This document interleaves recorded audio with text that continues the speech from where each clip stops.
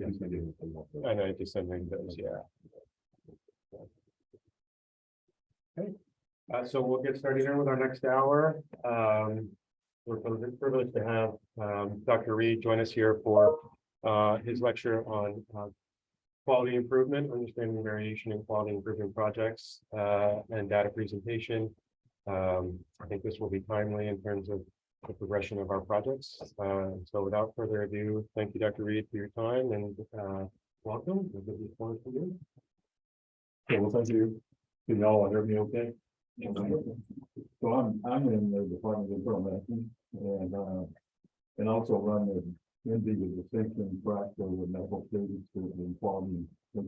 So this is something I've been interested in for a while, and I've wanted to be asked one of the departments that seem to be getting it all the way it should be, so that people who have quality service next year. So my background is mostly doing primary care and hospital medicine, and when I was necessarily listening to Parkland, and my whole job was doing quality service for the Department of Medicine. And what I'd like to cover today, and I was saying you also covered methodology and a lot of how to do projects. And so what I want to do today is mostly cover, once you reach the end of your project, you collected your data, you have some sort of intervention, you collected pre-intervention and post-intervention data. The question is, how do you tell if your intervention works or not? And so that's what I'm going to spend most of the time on. Before I get started, I will tell you that all of the statistical methods that you learned in medical school and whatever that could do biomedical research, you can use in quality improvement.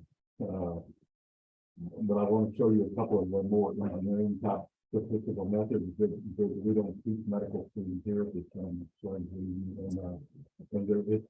And in some ways I like it because it's much easier to visual to see whether things are working or not.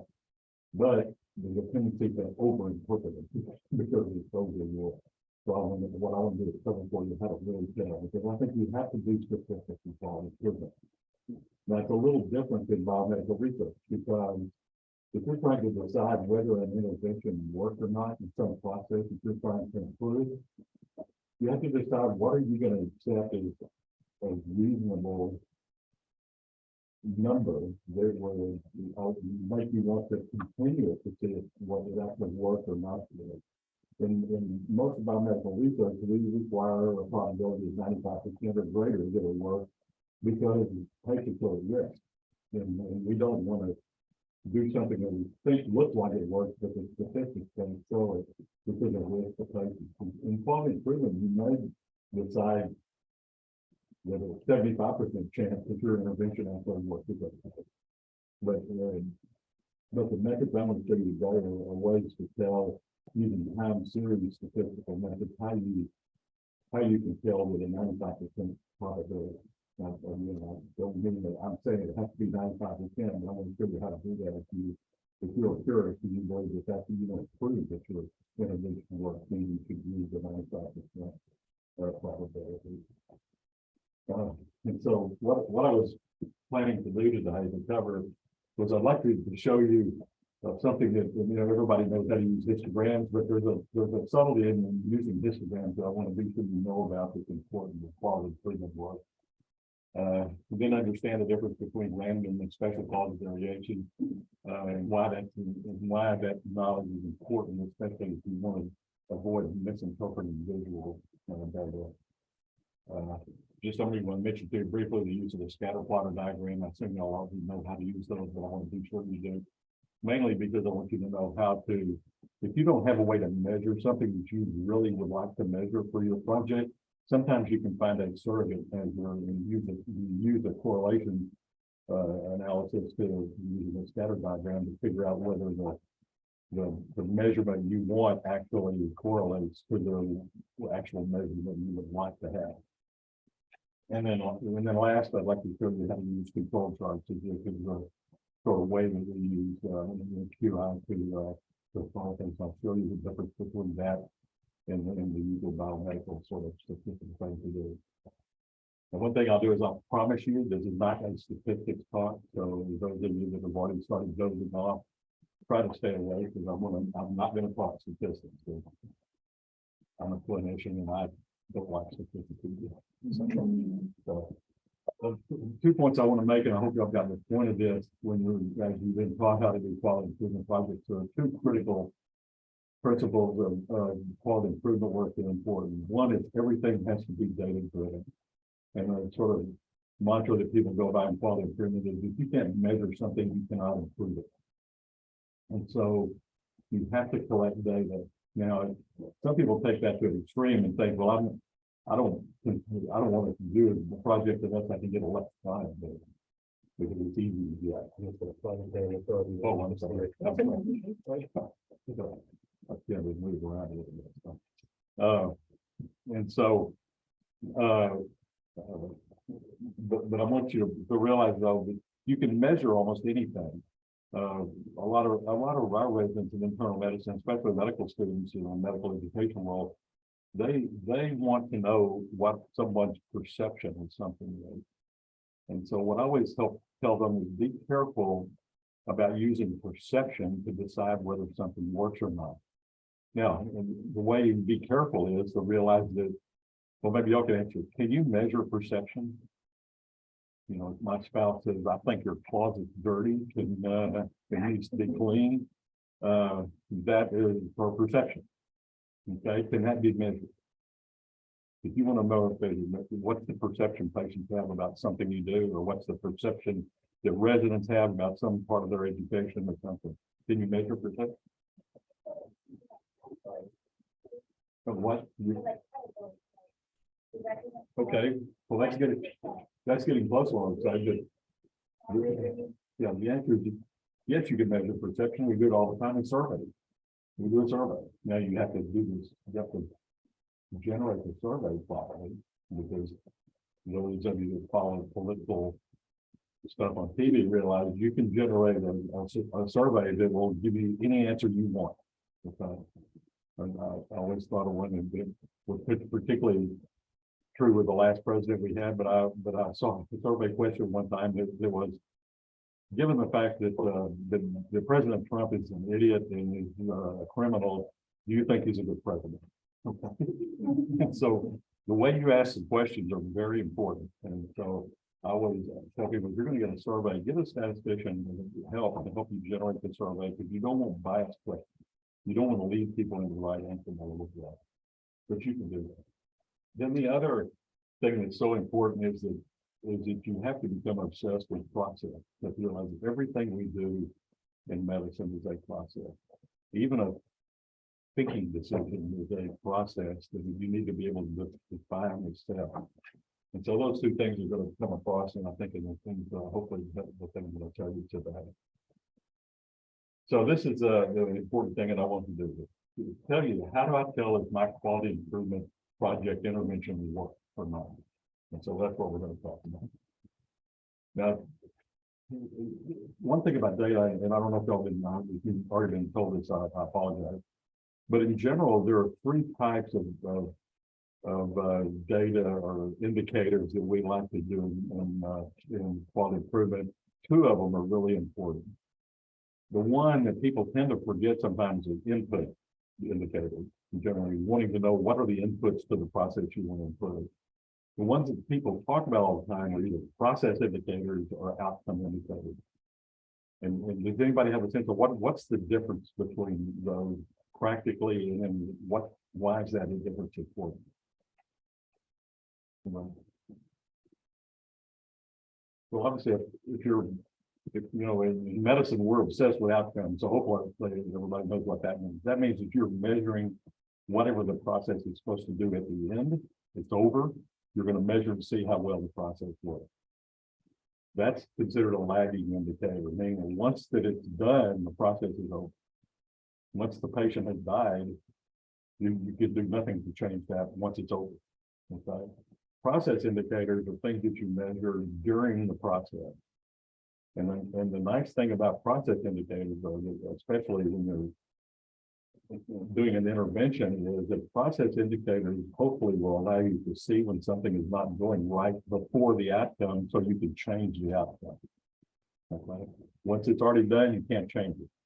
But if you can see where you're going wrong in between, so that's what leading indicators or process indicators. Does that make sense? For example, there was a good example is last year when the health system was doing a big project on sepsis mortality at Clemens Hospital. And so the thing they were interested in is the percent of people with certain diseases die every month from sepsis. Okay, once that got that number every month, they couldn't change it. It was that for the month. Now they might change it for the next month. Well, what would you think would be good process indicators if your outcome was mortality for sepsis, for example? What do you think they were trying to decide what could we measure in the process? Yeah, the time. What was an important one? Somebody presented to the emergency department with fever. What was the time until they got their first dose of antibiotics? Did they get the correct antibiotics for the type of stuff that they had? That's exactly right. What was the time from the patient had their first abnormal vital signs until we made the diagnosis of sepsis? So that's exactly right. And you see how that if we work on those things, if we work on antibiotics, if we work on the rapidity that we diagnose sepsis, then we can hopefully change that outcome that it couldn't change once it's already happened. Okay? So that's the difference between the two types of them. Every time you do a project, I always tell people you need to always have at least one, sometimes two outcome indicators that you're looking at. But then you ought to have 2 or 3 or 4, however many you think you need, process indicators that sort of help you tell what's going wrong with your process before the outcome occurs. Now, I just want to mention to you scatter plots on. I told you that the reason I think it's important to know how to do scatter plots is because you may want to know what is a surrogate I could use for some measurement that you can't get or that's hard to get. Okay? And these are the pictures everyone show. The way you build a scatter plot is you have your dependent variable on the y-axis and the independent variable on the x-axis. And then you can tell by the direction of the change and the slope of the change, whether it's strongly correlated, weakly correlated, or not correlated at all. These examples of things that are strong, moderate, and weakly positive and negatively correlated, depending on the slope of it. Right. Now, remember, if we're doing projects, you have to remember correlation is not causation. I have to remind people that all the time. Well, because there's been some great, sometimes funny mistakes that people have made. And one of the best ones I ever heard about and remember was one time there was an epidemiology study came out. It was reported in Fort Lauderdale paper that eating ice cream caused shark bites. And so they had shut down a bunch of the ice cream parlors on the beach out in Fort Lauderdale because they had shown that the more ice cream you eat, the more likely you are to be bitten by a shark. Okay? So they assumed the correlation was assumed to be a causation. So what you'll have heard of the story, but what was the actual causation? What? Yeah, well, it was the average high daily temperature on a day. So the hotter it was, what did people do? They ate ice cream and they got in the water where the sharks were. Okay, and so it was something that they misinterpreted. They were totally unrelated. It was just they were correlated about there was no causation. And again, I always like to get my negative statistical examples from politics, but if you want to see examples of biases and correlation turned into causation, you can just turn on cable news any night you want, watch any channel you want, and you'll hear all about people making inferences from data that they should never be able to know. Now, this is an example of the one that we were using a company that was helping us predict mortality with different diagnoses on the medicine service at Clemens Hospital. And so this company would generate a predicted mortality for us. And we hadn't, and their algorithm is a black box that we didn't know. So we were trying to figure out how are we going to predict what their mortality is going to be. And so we decided to see if the predicted mortality, which is on the y-axis here, correlated to what we were measuring, which is a case mix index. Are y'all familiar with that? The case mix index has to be calculated on every patient that's admitted to the hospital. It's a CMS rule. And it's an estimate of how many resources the person is going to need while they're in the hospital. So the higher general rule of thumb, and what we wanted to see was if the case mix index, the higher it was, the more chances are that you will die. Okay, and so we tested that with heart failure patients. And as you can see, exactly right. It was also true of most surgical patients. Okay. Now, on the other hand, when we tested it with routine labor patients, here's what it got. So we couldn't use case mix index because it didn't correlate with mortality, or it didn't correlate with predicted mortality in routine labor, in the routine delivery patients. Whereas it did in heart failure. And I think the reason is probably obvious. Most mortality in routine labor and delivery patients is unexpected, and people are not, you can't predict it when they're admitted to the hospital frequently. If you're predicting it, they're going to be high risk, and so the case mix index is one of them. Okay, does that make sense? So next I want to go move on to histogram, just to show you something that people forget.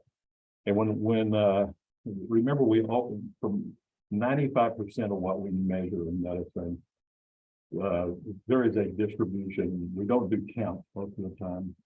Occasionally we do, but we measure rates, or we measure time, or things like that. And remember, if you have a process, you're going to get different measurements every day on, say, the outcomes, or every month, or however often you do it. And you can plot that frequency of the values, and you get a histogram. And so when people are asked to describe the histogram, what do we always think of? We always think of what's the midpoint, what's the center line, what's the average, what's the median. And so if someone says, I want to improve some outcome that I'm measuring, they almost always think, okay, I want to move the average or the median in this one direction or the other. Okay, and that's sort of what we think, always thinking averages. What we frequently forget about is the variance. And the variance is usually measured by something like the standard deviation or the standard error, or something like that. And that's how wide the curve is basically what it's going to be. Now you may say, so what? Well, if you're trying to decide if your intervention works, in first ed, I assume we're all told how to do an aim statement where you predict how much you're going to change something in order to say that it was successful. If all you do is say, we're going to use the average, and we want to decrease the average from X to Y, what if it doesn't change? Okay? Because we're always thinking, well, if we get the average to go down, then that means that it's gotten better. And so what we're thinking about is this, that basically we make some change in the algorithm, or into what we're doing. We have to develop an intervention, and then hopefully there will be a shift. In this case, the lower it is, the better it is. And so that's what happens. Now you might say, why is that better? Well, this is the way engineers frequently plot data. And what they want to do, they generally will assign an upper and lower specification limit. And what that means is anything outside those lines is not acceptable. Anything inside is acceptable. Well, you can see if the first histogram is your pre-intervention data, you can see that if you look at the right tail of it, there's quite a bit of your measurements that are outside of acceptable. Okay? And the idea is that if I can move the average, then I'm going to pull that right side tail into the always acceptable range. And I think this is the reason we always think it. Now, what if it doesn't change? Is it possible you still have a good outcome in your intervention? And the answer is yes. If you start looking at the variance of the data, here's an example of an intervention where the pre-intervention was the green histogram. I mean, as you can see, there are actually on both sides of this particular process, there are values that are outside acceptable. And so when someone tried an intervention, the average didn't change one bit. But you can see by shrinking the width of the histogram, they pulled both tails in the side. And if you look at kind of the purple histogram, so that was a post-intervention, that meant your intervention was successful, even though your average didn't change. And you would have missed that if the only thing you were looking at is the average. Okay, does that make sense? So don't ever forget variance whenever you're looking at data. Now I want to turn for the last little bit and talk about two things that we use quite a bit, which are run charts and control charts. And the reason that I like to use these, first I mentioned a while ago, they're easier visually to see, although some charts like bar charts like this one are obviously easy to see. But I want to show you using aggregate data with, say, a bar chart or pie chart. You can't see the detail. And what running control charts is, they allow you to look at things over time rather than aggregate data, which just says I have a picture of before and a picture after, and then I use some statistical method to see if those two pictures are different or not. And sometimes you can be fooled if you don't look at things over time. And this was a classic example that was reported by the IHI, where an institution was having problems with their cabbage mortality and or mortality after cabbage procedures. And they see that the mortality was about 5%, and they thought that was above the national average, and they wanted to decrease it. So for 12 months, they pulled baseline data for 12 months, and they had an intervention, and then they followed their mortality for the next 12 months, and sure enough, their mortality went from 5 to 4%, and they had enough cases that they could say, okay, we had a 20% reduction in mortality, and they considered it was a big positive, and actually they published their data. However, if you look at their data over time, this is what it looked like. So, and then in this chart, what you see is the sort of line going down and then up is their mortality by month. And then the red line in the middle is when the intervention took place. And so you can see for the 12 months beforehand, what was happening in mortality. It was already getting better. In fact, it got very good. And then after the intervention, it started getting worse again. But it never got as bad as it was before. And therefore, the aggregate data showed that there was an improvement. Okay? You see, does that make sense? So the advantage of running control charts is you see data over time. And so you can see how things are changing. Now, there's a lot of argument in the literature about how accurate the statistical methods are that I'm going to show you, especially compared to what we like to do, which is, p-tests and chi-square analysis and all those things, so we can get a p-value. We love to talk with medicine, so we learn p-values and z-values. Engineers don't talk as much because they want to look at data over time like this, and they use what's called time series statistical methods, which are just as accurate, but they are just different. Okay, so I'm going to show you why I think, and I think the theoretical reason I like them is because when you're doing a research project, your mindset is a little different than when you're doing a QI project. You're both looking at an intervention. Okay, you both want to know does the intervention help? The difference is more of the way you do the project. In a research project, you never your hypothesis driven. So you have a hypothesis, you develop an intervention, and then you spend most of your time to be sure that nothing else is happening other than what your intervention was. There's nothing else going on. In the QI work, that's almost impossible.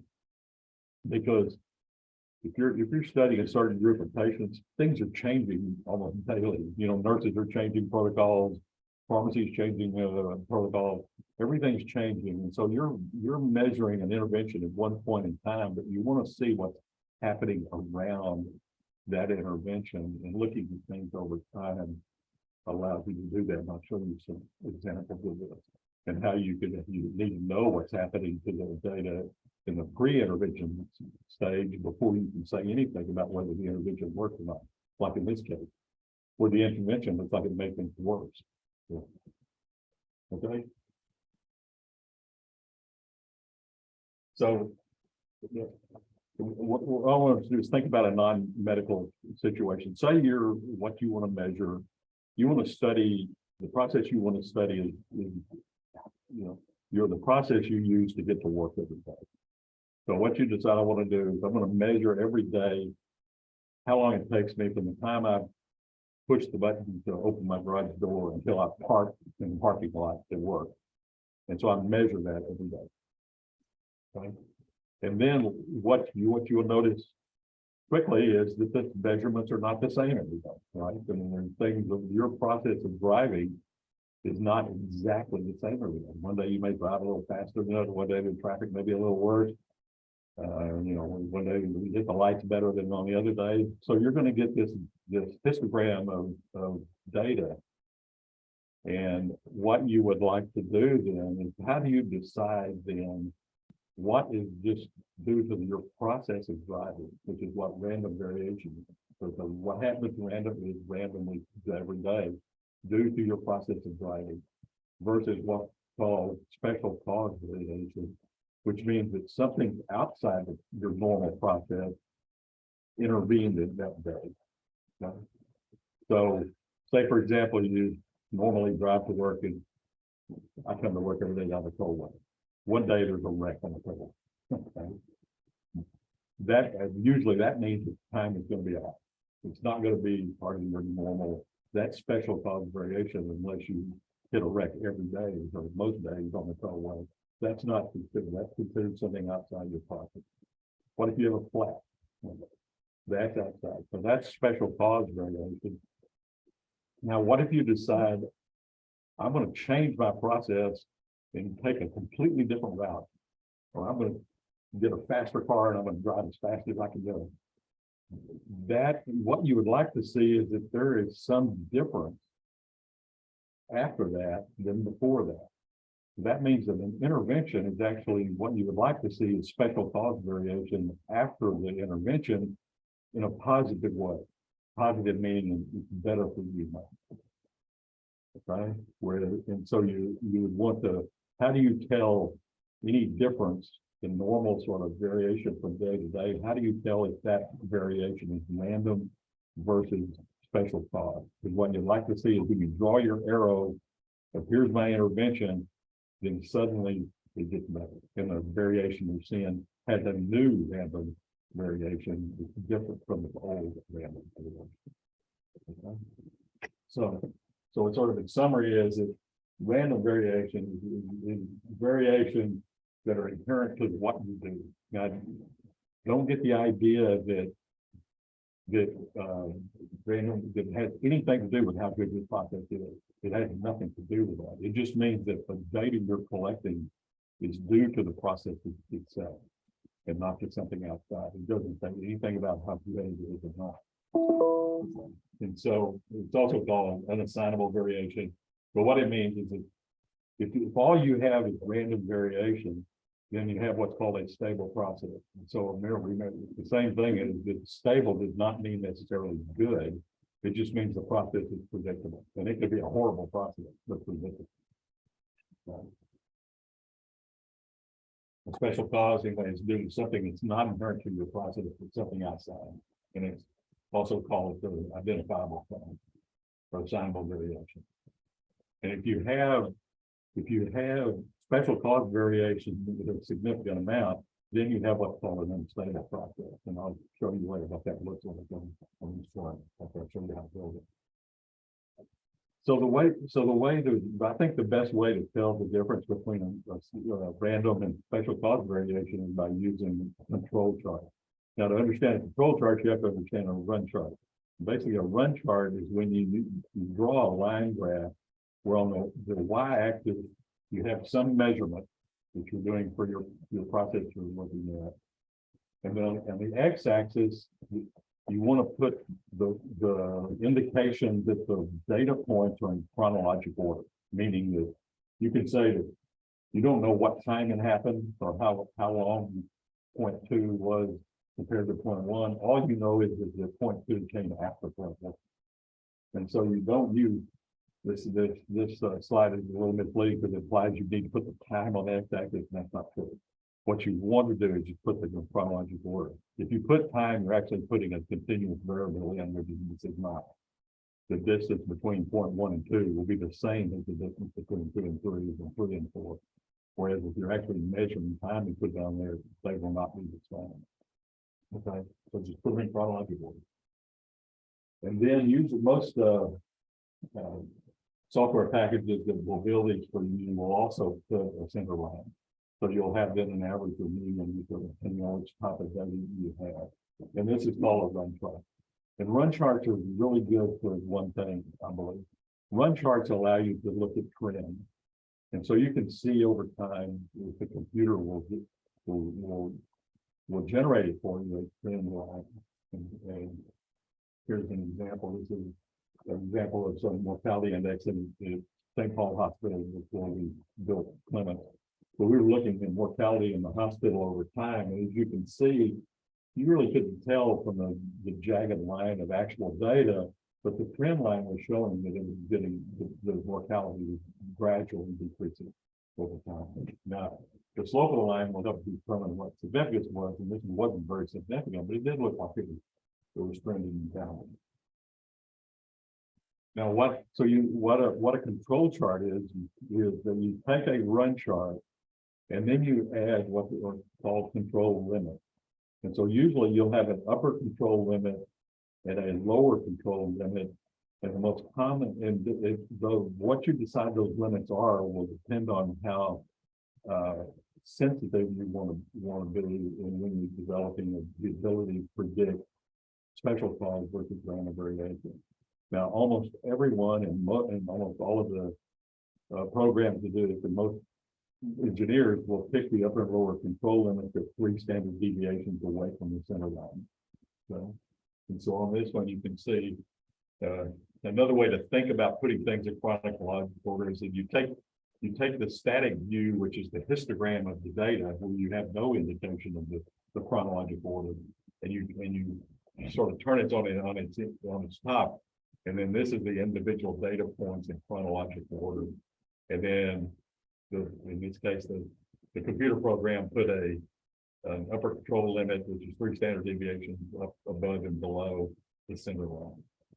Okay. And then you can tell by where the data points are as to whether a 1 point or multiple points are special cause variation or not. And the way you do that is by using some rules. And the rules that were developed, I'm going to tell you, were all rules that dictate if the data points fall into one of these rules, then the chances are 95% or greater that those data points are due to special cause variation versus random variation. And so what? Well, if you put an intervention in at a certain point, what you'd like I mentioned a while ago, what you'd like to see is you put the intervention in, and then after that, you start seeing that you have a lot of points that are special cause, whereas before they were all random. Well, that would mean that you're and again, by doing it this way, you don't have to wait until you have enough data points to get a good p-value.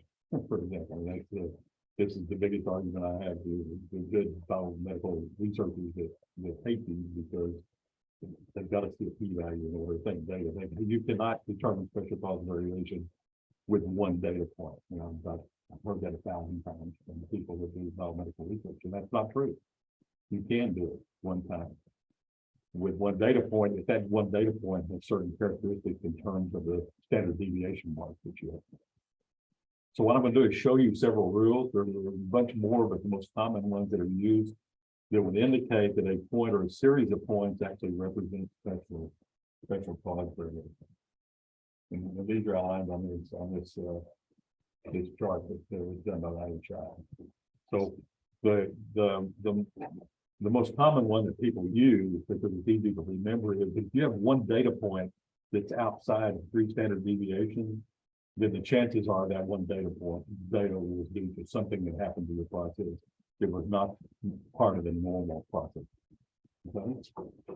So that's the single point outside the control limits, which is the now, the rule 2 says that if you have 8 or more consecutive points, either all below or all above the center line, then those series of points will probably caused by high likelihood of being caused by something outside the normal process. The rule 3 means that if you have 6 consecutive points all going in the same direction, either all up or all down, then again, those are probably due to special cause.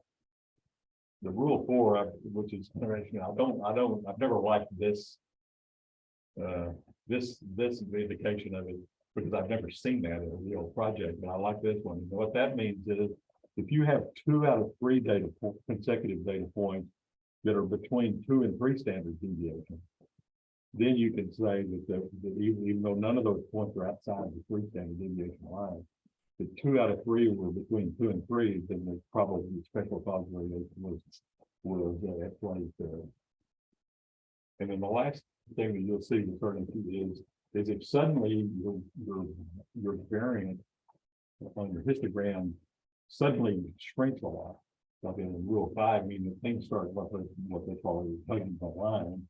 That means that your variance suddenly decreased, and that means it's something caused that, something that's not normal. Okay. So if you use these, you'll remember them. Now, most people remember the 1 point above 3 standard deviations. They remember that because the software that everybody uses always has a 3 standard deviation line, and that's if they see people that don't that. But I'll want to show you some examples. Here's an example of several years ago at St. Paul Hospital. We were having a problem with what was called PSI 15. Are you all aware of patient safety indicators? There are measurements that we have to report to CMS that indicate complications of hospitalization. And PSI 15 was the number that was given to the complication of what CMS referred to as accidental punctures and lacerations. So any procedure you were doing with a patient that resulted in something either being stuck at what you didn't intend to stick, or something was cut you didn't intend to cut, then that was considered an accidental puncture and laceration. So if say you were putting in a central line and you hit the carotid artery and you didn't hurt the patient, but you had to pull back and put pressure on it for a while to stop before you went ahead and put the central line in, that would be considered an accidental puncture. Okay. If the surgeon was doing a abdominal operation and accidentally cut the ureter, and even if they repaired the ureter at the time, that was still considered a complication. And the way the software I was using then was stated, and the way it built the control charts was that if the data was plotted there, it was in chronological order. And then the blue shaded was the way the software indicated the 3 standard deviation line. The light blue line was the average. And then the dotted red line was what we wanted to do. This is what CMS we said we could be below that. And as you can see, we had several months we were always above. Okay. So the question, I was sort of given I'm not a surgeon, but I was given the job of figuring out why we're doing this and how we were going to fix it. And so some people have made some, I thought, reasonable suggestions, like maybe we should fire all the surgeons and hire new surgeons, or they were just having way too many complications. So I thought, well, let's do this right. So I decided to review some charts to see why, sort of what was going on. And it turned out I was really lucky because the first chart I reviewed was a patient who was having urologic surgery for the treatment of bladder cancer. And the surgeon had made the determination and thought the bladder cancer could be surgically cured if we did a cystectomy. There's no indication of any metastatic disease or no. So he went in with the idea of just doing a cystectomy and curing the cancer. Well, when the operative permit said that when they got in, what happened was they didn't realize, they didn't know this, but the bladder cancer had already gone through the wall of cancer and had attached to and was invading the signal. Okay. So what the surgeon decided to do at that point, thinking, okay, he still didn't see any evidence of nodes anywhere, but he was still harvesting nodes, but he would still decide he would resect the cecum and still try to remove the tumor in one block and thought he maybe could still get a cure. Okay. So that was the decision. Well, when the resident dictated the note, he sort of got up to the point where they discovered this, and then he said, and the surgery was complicated by the fact that the tumor had invaded the cecum, and so an enterotomy was done and repaired, and the tumor was still removed. So he sort of described exactly what happened. What the next step was, though, then the coder then has to review this, not only for billing, but to report to CMS whether there was a complication surgery. Now, how many of y'all think this is a complication surgery? No, because, and the resident was talking like any doctor would talk. He was talking clinical. This was not a complication of surgery. This was a complication of cancer. Okay. But didn't realize that the coders all have to live by CMS rules, keep their license. And they're taught that if a surgeon says a surgery is complicated, it has a complication. So they would code that as complication. Okay, even though it was not. So when we looked at several charts, what happened was that the residents were talking doctor talk, and the coders were looking for coder talk, and those two things were not the same. So what we did was we taught both sides how the other side taught, and that was the only thing we did. We had an educational component. We told the residents, don't say complicated unless it's complication of surgery. Okay. And taught the coders to see what's happening. If it doesn't sound like this is a real accidental puncture or laceration, then call the surgeon and ask them what really happened if it's not clear. Okay. And that was what we did. So we tried that. That's where the little annotated arrow is there. So we started this project, and look, the first month you can see what happened. The complication rate went way down, but it wasn't outside of standard deviation. Okay. So when this happened, when we first saw that, the chief of surgery called me and said, "I'm going to have a party." Okay, look, it's below the red line. Can we have a party? So what did I tell him? At one point, it was actually between 2 and 3 standard deviations, but it was not outside of 3 standard deviations. So did I lay down a party? No. I said, it looks good. I'm happy it happened, but can't have a party because we haven't proved anything. We haven't. Now, the second month, you can see what happened. Then I've got another point there, and it went down a little more. So they called me back and said, "Now can we have a party?" So what did I tell him then? Well, think of it. I've got 2 points. 2 consecutive points that are between 2 and 3 standard deviations below the deal. So do I care what the third point is? Because I've already got 2 out of 3. That's all I need is 2 out of 3 that are 2 to 3 standard deviations. And I said, yes, okay, you can have a party. It looks like we fixed it. Okay. And sure enough, you can see as we followed it the next few months, we actually knew that from the first 2 points by using that rule. All right. Now here, there's another PSI that's called postoperative hemorrhage and hematoma, which is on the. And so we were having trouble with it. So it's sort of a test for a Hawthorne effect. I decided to see whether the intervention for this one, which is also higher than we wanted, would help. Okay. And look what happened. So the first, you can see that after we did the intervention, look how much this dropped. But this point was between 1 and 2 standard deviations from the center line. So was this a significant drop, or was this random variation? Was this special cause or random? Huh? Yes, random. Okay, we got 1 point, it is between 1 and 2 standard deviations from the center line. Now, the next month it went down, and actually the second month it was between 2 and 3 standard deviations. So we've got 1 out of 2 consecutive points that are between 2 and 3 standard deviations. So is it still random or special cause? Yeah, it's still random. You don't have a 2 out of 3 yet. You've got 1 out of 2. Okay, so the next month was going to be an important determination. Sure enough, it didn't go back. It didn't go back as high as it did before, but it went back up. And so and you can see over time, we really didn't. This intervention didn't really have much effect on this. Okay, so this is where the first 2 points actually looked like it was getting better, but we couldn't say that. All we can say is it looks like it's getting better. If we continue doing this well, then it may be a work. But it just showed that but doing the education on PSI 15 did not make a difference in it.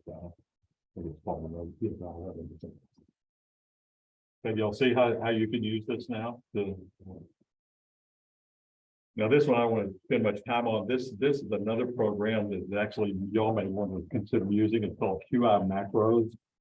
And it is a program that actually bolts directly onto Excel. Since everybody likes to put their data in Excel, it'll take data in Excel and make all kinds of QI tools. It'll make Pareto charts, it'll do scattered dot plots, but it'll also do run and control charts. And one thing it'll do that the other program doesn't do is instead of having an arrow annotation, you can actually put a break in the chart just when you have your intervention. Okay.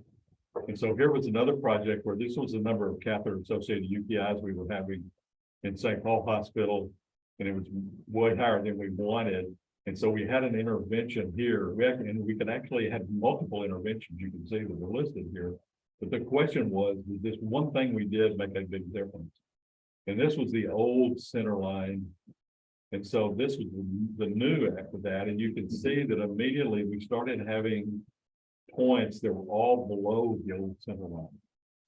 Okay. Now, none of them were very much below the old center line. Occasionally, one of them was between 2 and 3. None of them were more than 3. So the question was, at what point would you say that this intervention worked?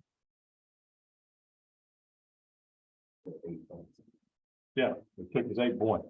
Remember, if you have 8 points that are below, then you can say special cause. So actually, even though people were getting really hopeful all along here, we couldn't say till after 8 months that we actually fixed the problem. And that was you done using it. Now, I mentioned a while ago a stable versus unstable process. And think of this. This was actually something we were doing during the catheter associated UTI. But would you say, if this was your thing, would you call this stable or unstable? And remember, I talked about how these things are changing even before your intervention. You can't, it's considered unstable. The process, things are already changing so fast that you're really not going to be able to tell much. And this is what an unstable process was like. And what was happening, the nurses were doing things around the hospital to improve the catheter utilization rates.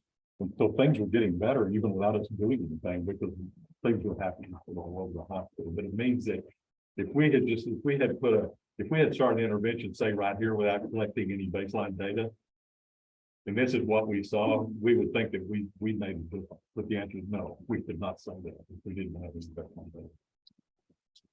And then the last point I wanted to make is that if before your intervention, you already have a bunch of special cause variation, get rid of that before you change your process.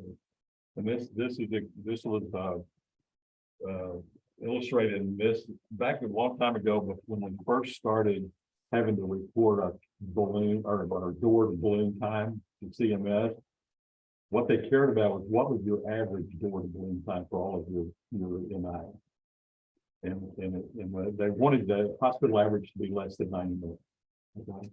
And so at Parkland, the cardiologist came to me and said, this is their door to balloon time. And here's the green line is 90 minutes. They put in what they wanted to be. Their average during this time here was about 110 minutes. And so they came and said, well, we need to change our process. What I pointed out to them, which is a great example of this chart, you can see that the random variation around what's happening is actually pretty good. Their problem are these three outliers, right? And one of them, for sure, one of them by itself was above 3 standard deviations, which is what this line is. And so I told them, what you need to do is get rid of whatever's causing these first. So go find out what happened in those 3 cases and fix that before you do anything messing around with your process. Because your process actually looks pretty good. And sure enough, those 3 all have the same fault. We had to do the reverse scheduling and the ability to activate the cath lab on a weekend, and it was closed. And so they fixed that nurse scheduling problem, and that got rid of these. And as you can see, then their process was actually, when they recalculated things, actually didn't change much and actually was pretty good and got them below the 90 minutes. And then they were so happy that they got better. They did have some interventions out here and got even better than what they did just by getting rid of food. So always get rid of outliers and get rid of them, not mean drop them out of the analysis, keep them in the analysis, figure out what's caused your outlier problem and get rid of those first before you start messing around with your process. Okay, well, that's all I have. And are there any questions or comments? Or I hope this was helpful to the data. Y'all, before you run out and buy QI macros, with the university, and I will say it was not because of my office, it was because of somebody else. But we got in trouble with the company that does it because people were buying, one person would buy it and then they would give it to all their buddies and everybody would use it, and the company found out about it, and so they wouldn't sell any more of the product to the Southwestern Medical School. But we've got to get past that now. But what they do is they charge a regular price. If you want it, they cost like $300 or something like that. But it's you can get a 30-day free trial if you go to QI Macro, Google QI Macro. They'll give you a 30-day free trial if you want to do your project and see if you like it, see if you want to buy it. And it's a great program. It makes much prettier slides than Miles database. So QI Macro is what it's called. Any questions, comments? I